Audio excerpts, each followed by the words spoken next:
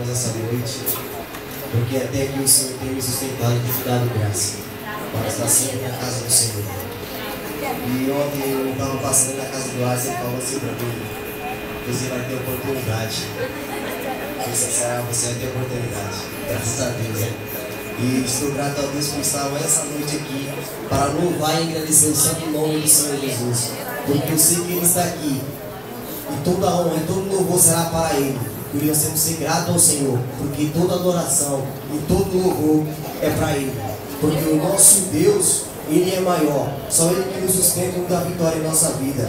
E também não deixo de agradecer a Deus por os benefícios que Ele tem feito na minha vida, pelo ano de 2013, também agradeço a Deus muito, e por estar aqui ao ano de 2014, ter alcançado mais essa vitória, como se diz, ter matado mais um leão hoje para poder estar aqui na casa do Senhor. Eu deixo o versículo, glória a Deus. A palavra do Senhor está em Efésios capítulo 6, versículo 13, portanto, tomai toda a armadura de Deus, para que possais resistir no dia do mal, e havendo feito tudo, ficar firmes.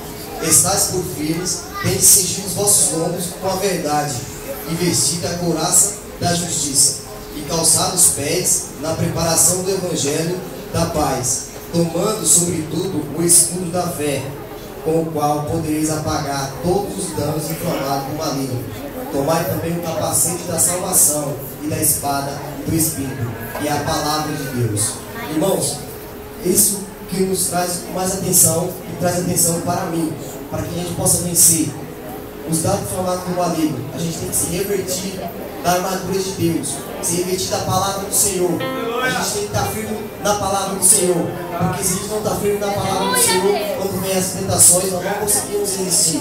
Por isso que a gente tem que estar sempre buscando ao Senhor. Não estar sempre na casa do Senhor nos traz uma força, uma atitude de estar aqui buscando mais para se revertir, mas a gente tem que se revertir comendo a palavra do Senhor.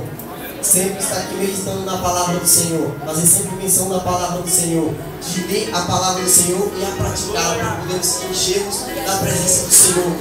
Glória a Deus, é verdade.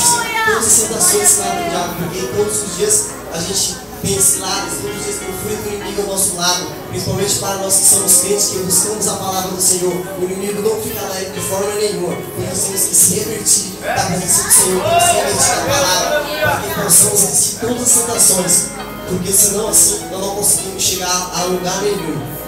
Por isso nós temos que ser sempre nos caminhos do Senhor, sempre buscando a presença do Senhor.